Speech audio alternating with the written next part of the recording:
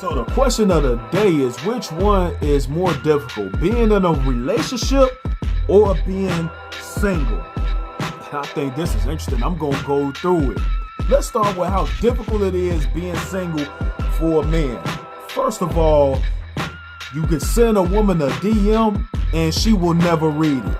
Difficult. You can send a woman a DM, she can read it and don't even respond.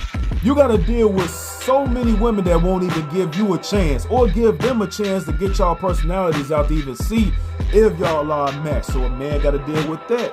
She cannot even look at him and say, nah, I got a man. She can just have that look on her face that she don't want nobody to talk to her. She can have a look on her face like you got to apply pressure to her, for who knows what reason. She got in her mind that she's worth this type of pressure. You can get that same type of woman and then put so much time, effort, you can take her out, go on dates and all of that, just to find out that she ain't even worth your time. Mentally, emotionally, and spiritually, she ain't even on your level. That she got so many immaturities, so many weaknesses that you really can't even deal with her. The woman that looks real good, right, that she's exactly your type. Only thing you want to do is play around in the bedroom, and you do that, and then that ain't even worth it. So being single as a man, you can be rejected for absolutely no reason. You can be rejected for a delusional reason. You can put your time and effort into a woman and she ain't even worth it. You can only want out this woman even just for a night, and then that could be worth absolutely nothing, a waste of time. You can deal with a toxic woman, and let's not even get to the fact that it ain't nothing but diseases spreading around. You ain't trying to get no package dealing with a pretty female that ain't got nothing else to offer. No. Now let's switch it to the women. When you have 10, 20 guys trying to talk to this same woman, and then the only thing that they're doing is saying things to try to impress her, saying things just to try to get her, saying things to try to get her in the bedroom, and she know it. I now understand it. A lot of dudes, they play games and use whatever they can just to get you. So they gonna use their money, they gonna use their job, their car. Only thing they trying to do is smash. Another thing that's difficult for a woman is when she's dealing with a guy and he secretly already got a woman at home. He's secretly married and he ain't even being 100 with her. A woman gotta deal with the fact that she is gonna be led by this man that ain't even a good leader. You know how difficult that is?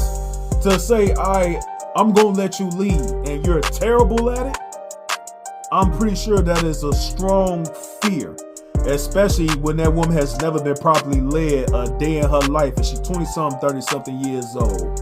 You have men that's mad because you ain't give it up on the first date, but they don't want you to be a thought neither. What? It's hard being single for both sides. People play games, they don't know what they want, they think they want you, and then it turns out they don't really want you. They don't know what they want. They don't even have the qualifications to be with somebody, but they're gonna be with somebody just because it's available to be with this person. And they don't even know how to be in a relationship with somebody. They got too many immaturities and too many weaknesses and too much drama and too much toxic behavior. So being single, dealing with people that don't know what they want and they have these weaknesses is extremely difficult for both sides. Being in a relationship with somebody that has these immaturities and has these weaknesses. For a man, let's start with the fellas. A woman would take something that you did or something that you said. She's gonna create in her mind what she think you meant by that. She's gonna go off of what you're doing and what you're saying, and she's gonna make something up in her mind that this is actually what it is, not what you're saying what it is. She can't trust what you're saying. Is what she believes what's happening right in front of her face. You can't do nothing with her. She already got her mind made up. It's going to be extremely difficult trying to lead that person and put that person first when only thing she's doing is putting herself first. So as a man, you could be left unappreciated, not experiencing that feminine energy from your woman, not experiencing that nurturing, not experiencing the emotional strength that she's supposed to bring to the table. You got to deal with a lot of breakups. You got to deal with being accused of a lot. And you're going to be pushed away a lot of times in certain situations to where you will probably be better off just actually being single, and you're gonna battle having to get rid of her and getting somebody else. And at the same time, you don't want to, because this is where your heart is. Dealing with somebody that's very toxic and negative, extremely difficult. And it could be even more difficult for a woman, because that man is the leader. So even if he's emotional, even if he's mentally weak, even if he don't know how to lead, he's still gonna try to lead. And dealing with an emotional type of man, he could be violent. He could be very, very controlling. And for a woman, there's absolutely nothing that you can do. You can't even get away from this type of man. You can't even break up with him. He's so emotional, you break up with him, he gonna try to off you. What? Which one is actually worse? Now, to figure out which one is worse, being single or being in a relationship, which one is harder, we're gonna have to go to the positives, because we know the negatives. What's the positives? The positives of being single is you got the freedom. You can do whatever you want. You only have to look after yourself. Let's just say you ain't got kids, so you can work as much overtime as you want. You can get any job that you want, any career that you want. You can work any type of hours that you want.